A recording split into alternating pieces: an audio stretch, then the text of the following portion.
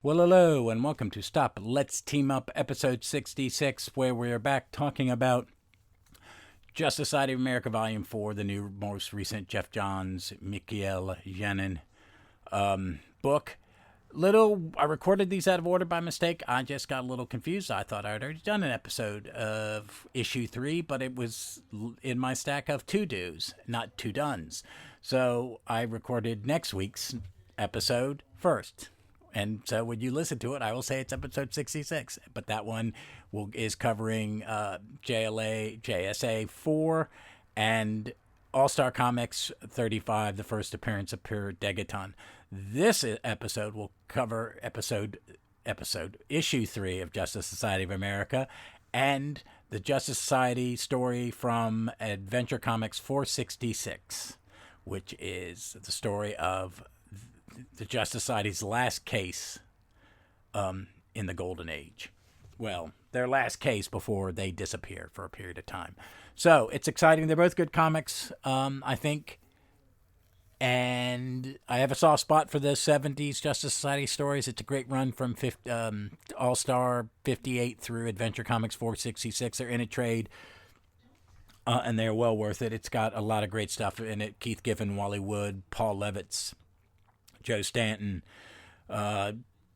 Super fun. It's a really good book. But let's get to Justice Society of America 3. This comic was cover dated May 2003. Executive editor Marie Javins. Cover artist Michael Janin. Writer Jeff Johns. Penciler Michael Janin. Inkers Jerry Ordway, but Jerry Ordway does some pages. Colorist Jody Belair and John Kalish.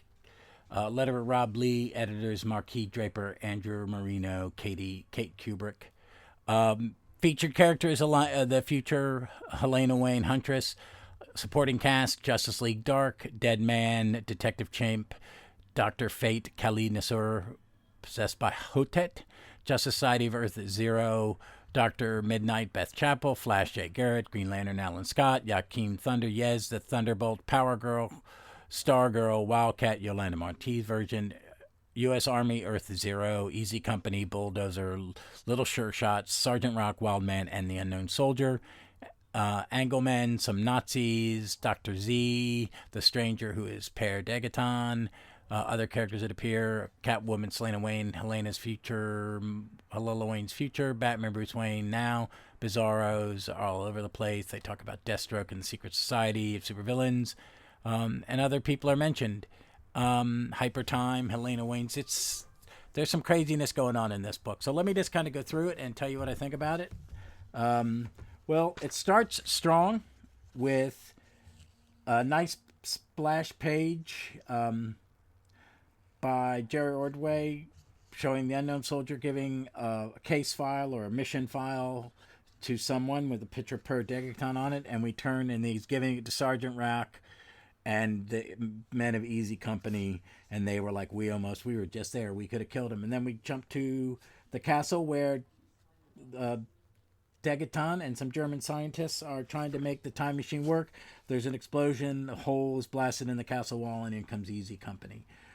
They make quick work of all the Nazis except Per Degaton, who is injured, jumps onto the platform and is whisked through time. He reappears in the year 1947 in the castle. It is destroyed and empty. And as it says here, 5 days later, he takes Hitler's dream for his own, tries to rewrite history and conquer the world, but he is stopped by the Justice Society of America. And that is all covered in All-Star Comics 35, which I will discuss next week. Or I have already discussed it because I recorded these damn things out of order. And then we cut back to the modern Dr. Fate, and he is talking to Helena. He goes, Degaton, twist time again and again, but the Justice League is always there. The man, then in an alternate unknown future, Degaton undergoes genetic altering, transforming himself into what he calls the pinnacle of humanity before returning to confront the JSA today. They stop him too. He hasn't been seen since, and that's way back in JSA 72. And Helena goes, I've seen him. He killed my JSA. He killed my mother. And Chimp is there, 26 from Unit. And so Justice League Dark in this is Fate, Detective Chimp, and Dead Man. they talk about the snow globe, and they go, well, we need to take her to let's divide and conquer. We'll get this globe. This is Detective Chimp's plan because he's the smartest in the room. But that's why we're going to divide and conquer, kid. We're going to get this globe over to Madam X for some analysis while you take Future Girl to the JSA. So they're going to split up because the three members of Just Like Dark know something's going on. They sense the power of the snow globe, which is throwing Helena through time.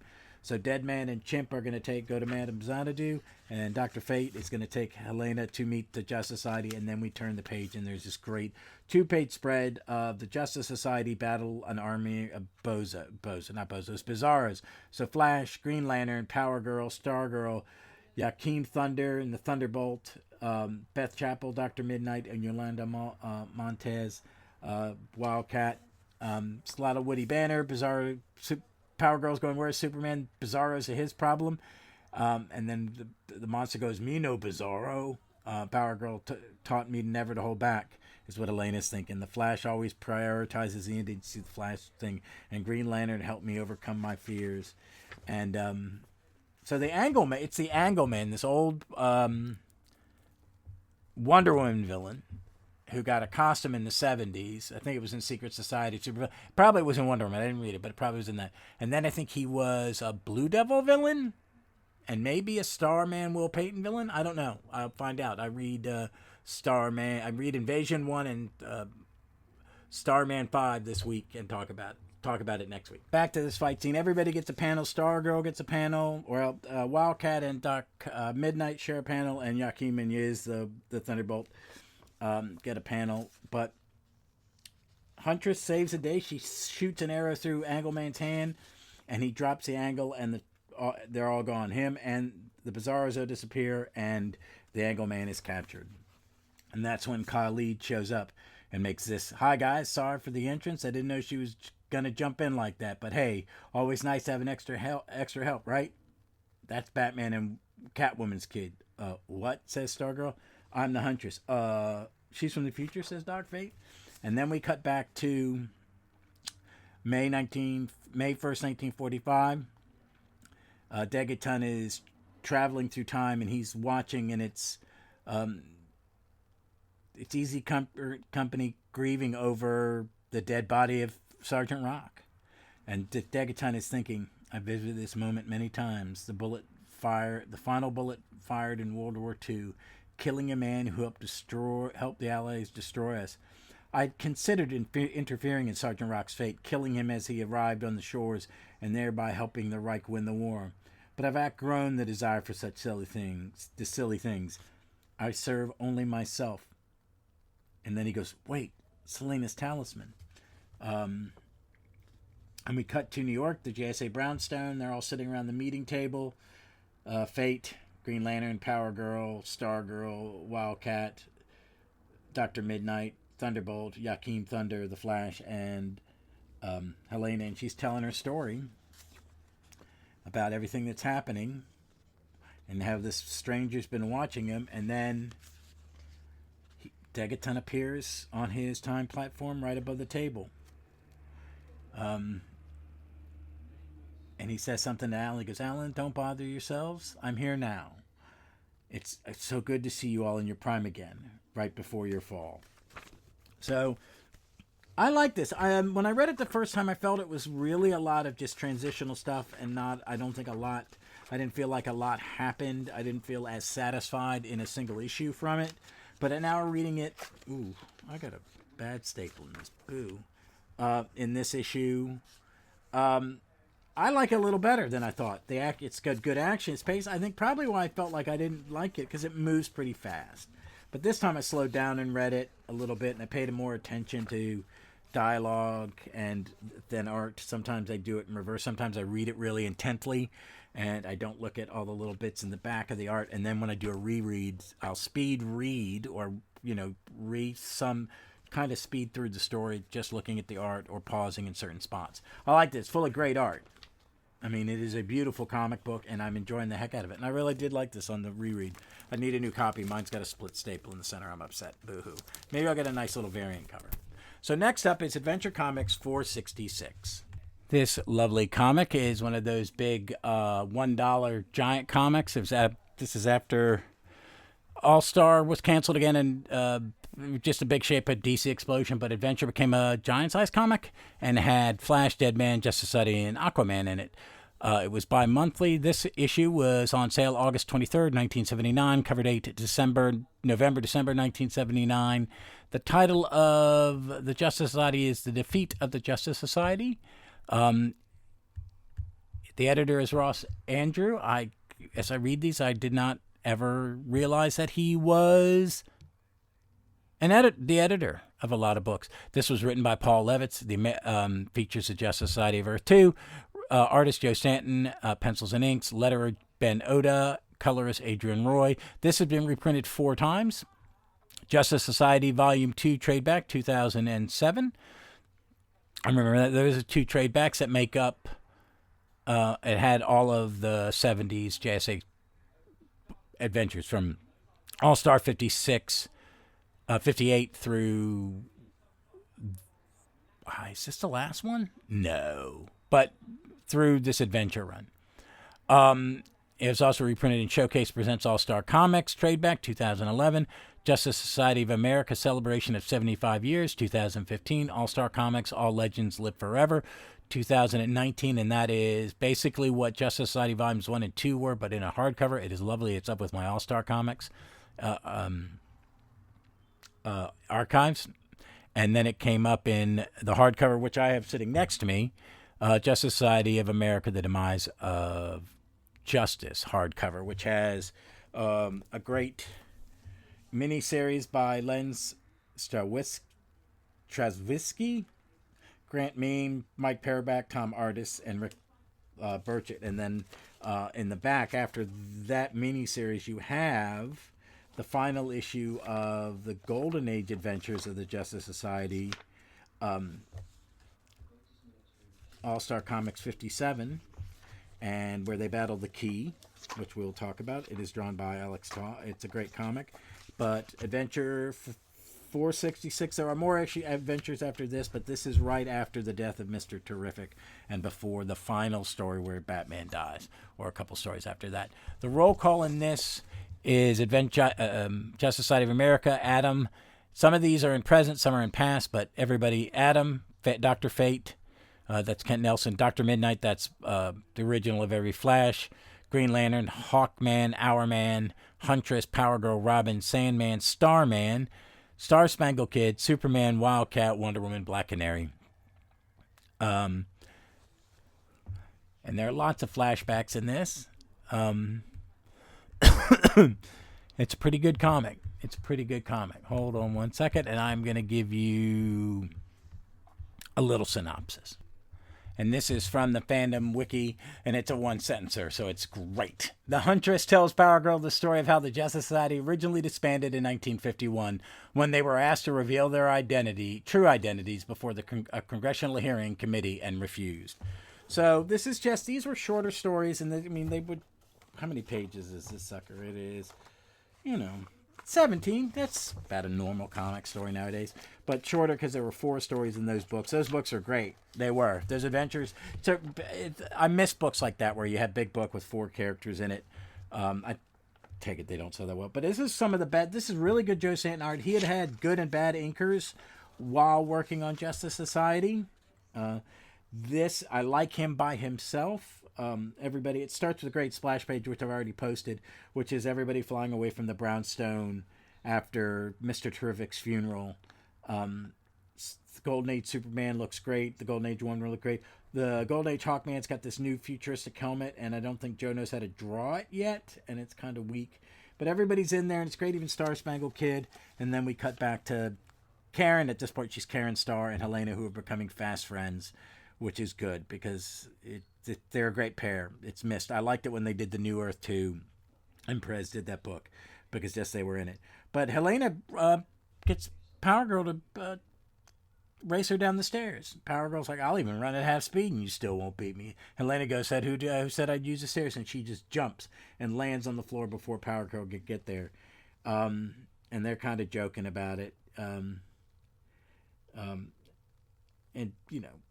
they're talking, and Power Girl goes, "Speaking of time, somebody mentioned today that JSA was inactive in the 50s. I never heard about that. What's the scoop?" And Helena goes, "It was for 12 years, actually, the whole time I was growing up. Dad told me the story, said it would teach me. Here, I'd better begin at the beginning." And it starts with this group of gangsters. We only see him in the shadows, and this man walks in and he says, "I'm the representative of Eliminations Inc., and I will help you get rid of the Justice Society." And then there's a one-panel flashback to their last case where they battle the Key, which is in All-Star 57, and then it's like it shows them. There were 7 members at the time, and the roll call was Adam, Dr. Midnight, Wonder Woman, Black Canary, Flash, Green Lantern, and Hawkman. This is the final membership of the team. It's great to see Black Canary and have 2 women in the team, balanced out, and they're out on the outskirts of Gotham in this red ball with, looks like a floating satellite, but it's down in the regular atmosphere with a picture of the guy from Eliminations. And he's telling Hawkman and the team, "I have a present for you. Follow me. We're going straight up." And they go straight up, and there is this giant satellite in 1951. Adam goes, "Good Lord, it's impossible." But it's this great, and Staten is really drawing, I think, a way he thinks a comic artist in 1951 would draw it. It's got it's got patented Joe Stanton long robot legs with big narrow waist and childbearing hips and a giant helmet. The guy like his robots, and they take all the Justice Society prisoner, and they end up in these cells, and it looks just like, I think, what something would be designed by Alex Toth in a Golden Age comic. It's really good.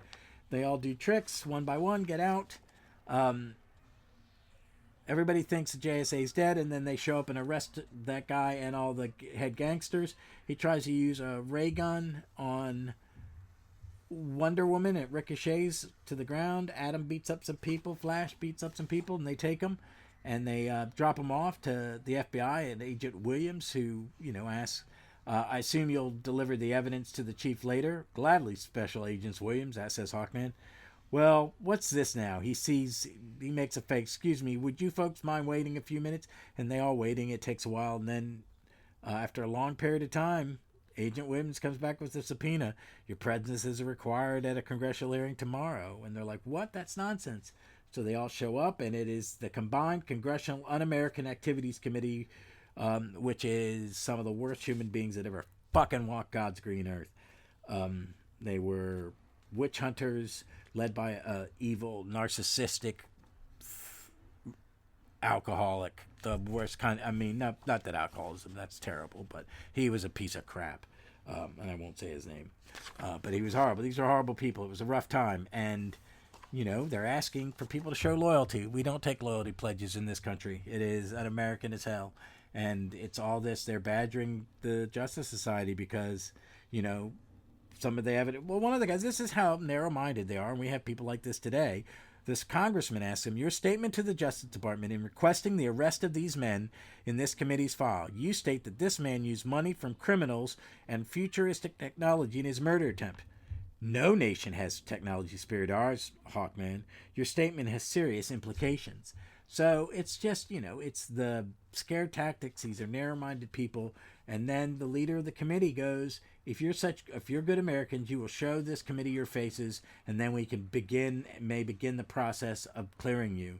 And Hawkman stands up and goes, "We respectfully decline, Senator. Our faces and our names, our lives, are our own business.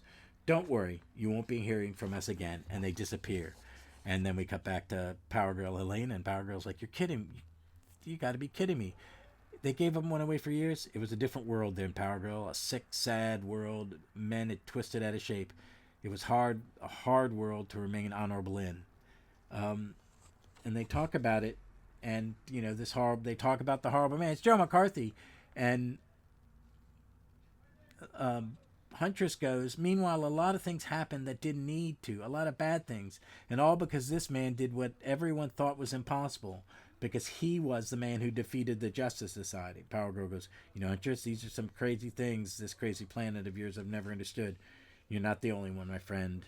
Not the only one." It's a great little 7-page comic, and I remember reading it when it came out and went, that is cool. It makes perfect sense. And it's that kind of like adding an end to something that never had an end. It was a lot of fun. And it was good to read. All right, folks, that's this for this week. I have already recorded next week, so this Tuesday coming up will be some Starman and Ted and Jack Starman, and then the first Colossal Boy, another Legion story, which I haven't done yet, which has a big Colossal Boy thing and some new members and blah, blah, blah. But until then, as always, be safe, be smart, and read some comic books. Oh, and be kind of one another. Oops.